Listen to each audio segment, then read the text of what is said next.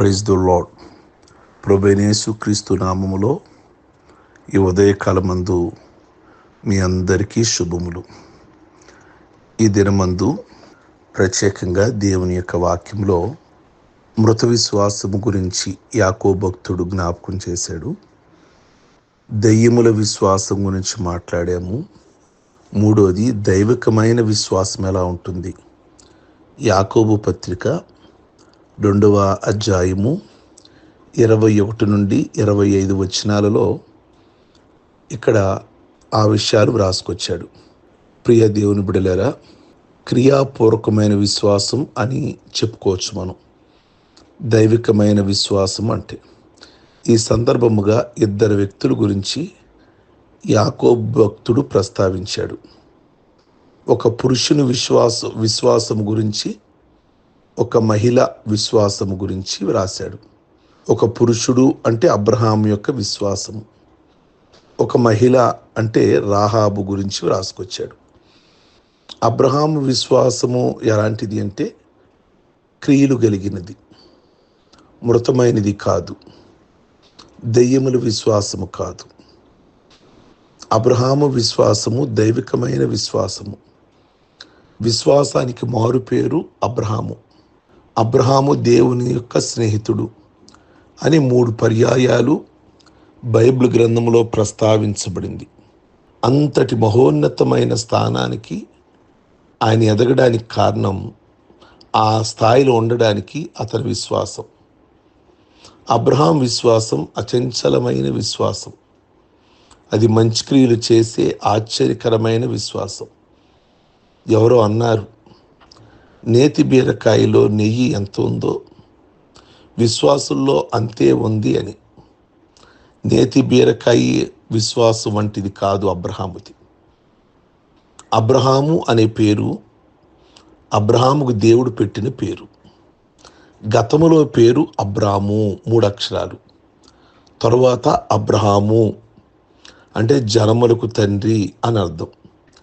పిల్లలు లేని స్థితిలో అప్పటికి ఇంకా తండ్రిగా లేని పరిస్థితిలో ఉన్నాడు. ఆ టైంలో అబ్రహాముకు దేవుడు ఈ పేరు పెట్టినప్పుడు ఈ పేరును అబ్రహాము ప్రేమతో స్వీకరించాడు. ప్రభువా, నాకు పిల్లలు లేరే, నా భార్య గొడ్రాలు, జనములకు తండ్రి అని నేను పేరు పెట్టుకుంటే మనుషులు నవరా అని దేవుణ్ణి ఎందరూ అబ్రహామును ప్రశ్న వేయలేదు. ఎంతమంది ఎగతాళికి గురై ఉంటాడంటారు. ప్రియ దేవుని బిడ్డలారా, ఈ ఉదయకాలం మందు అబ్రహాము దైవికమైన విశ్వాసం ఏమీ లేనప్పుడు నమ్మాడు. ఆయన గురించి మాట్లాడితే సమయం చాలదు. దేవుడు వెళ్ళమన్నప్పుడు కూడా ఆ దేశానికి వెళ్ళాడు. కనుక దైవికమైన విశ్వాసం. రెండోది రాహాబు విశ్వాసం. ఆవిడ అన్యురాలు, ప్రభువుని ఎరగనావిడ. శపథమైన పట్టణములో, ఎరుకో పట్టణములో ఆమె నివాసం. పైగా ఆవిడ భర్త లేని ఆవిడ. దేవుని యందు విశ్వాసం ఉంచింది. ఈమె దూతలను చేర్చుకొని వేరొక మార్గమున వారిని వెలుపలికి పంపించింది. ఈ క్రియను బట్టి ఈమె నీతిమంతురాలుగా తీర్చబడింది. యేసుక్రీస్తు వంశావళిలో ఒక పునీత మహిళగా చేర్చబడింది. విశ్వాసుల వీరుల జాబితాలో చేర్చబడింది. ప్రాణము లేని శరీరం ఎలాగో మృతమో అలాగే క్రియలు లేని విశ్వాసం కూడా అంతే. కనుక ఈ రోజున మీకు విశ్వాసం ఉంది అంటే క్రియలు ఉండాలి.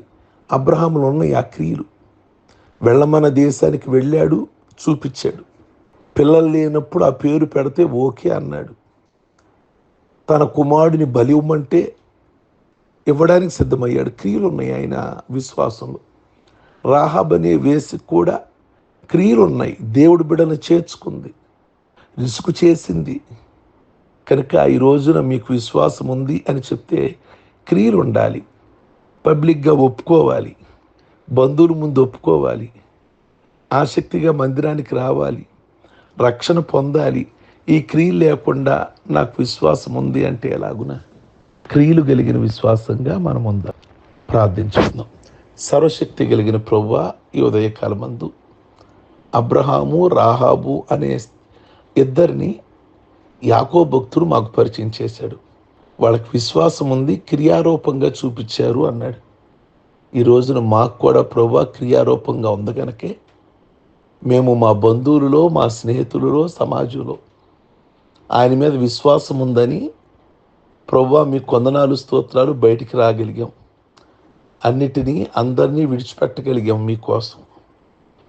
ప్రభువా మీకు వందనాలు. ప్రతి ఒక్కరి విశ్వాసంలో కూడా క్రియలు ఉంచమని ప్రార్థన చేస్తున్నాము. అబ్రహాము కొందగనకే ఒక దేశం విడిచి ఒక దేశం వచ్చాడు. క్రియారూపంగా బిడనివ్వడానికి కూడా వెనకాడలేదు, క్రియా విశ్వాసం ఉంది కనుక. అలాగే రాహాబ్ అనే స్త్రీ కూడా ఒక అన్యురాలయ్యుండి మరి నాయన తనకున్న విశ్వాసాన్ని క్రియారూపంగా చూపించగలిగింది. అందును బట్టి మీకు స్తోత్రాలు చెల్లిస్తూ ఈ ఉదయకాలం ముందు ఈ మాటలు వింటున్నవారు, ఈ ప్రార్థనలో పాల్గొంటున్న వారిని ప్రత్యేకంగా దీవించి వారి విశ్వాసము కేవలము మృతమైనది కాకుండా, విలువలేనిది కాకుండా, క్రియలు కలిగిన విశ్వాసంగా ఆచరణలో చూపించేవారుగా, దేవుని మీద వారికి ఎంత ప్రేమ ఉందో, ఎంత ఆసక్తి ఉందో. మీరు మమ్మల్ని ప్రేమిస్తున్నాను అని అన్నారు, దాన్ని క్రియారూపంగా చూపించారు. మరణమయం అగునంతగా, రక్తము చిందించినంతగా క్రియతో మమ్మల్ని ప్రేమించారు. అట్టి క్రియలు మాకు కూడా ఈ ఉదయకాలం ముందు అనుగ్రహించి ఈరోజు జరుగుతున్న పునరుద్ధరపు ఆరాధనలన్నీ కూడా భూలోకంలో ప్రభువా సంఘ కాపురులందరినీ, సంఘ బిడ్డలందరినీ మీ చేతులకు అప్పగిస్తున్నాం. పరిశుద్ధాత్మ నింపుదలతో ప్రతి ఆరాధనలు దీవెనకరంగా, ఆశీర్వదకరంగా జరిగించి పెళ్లి రోజులు, పుట్టినరోజులు, రక్షణ పొందిన రోజులు చేసుకుంటున్న బిడ్డలందరినీ ఈ దినం దీవించి చక్కటి ఆయుష్, చక్కటి ఆరోగ్యం ఇచ్చి మీ కొరకు వాడబడగలిగిన కృప దయచేయమని యేసు పరిశుద్ధ నామములో అడుగుచున్నాం తండ్రి. ఆమేన్. God bless you. మీ అందరికీ ఈ పునరుద్ధానపు ఆ దినమందు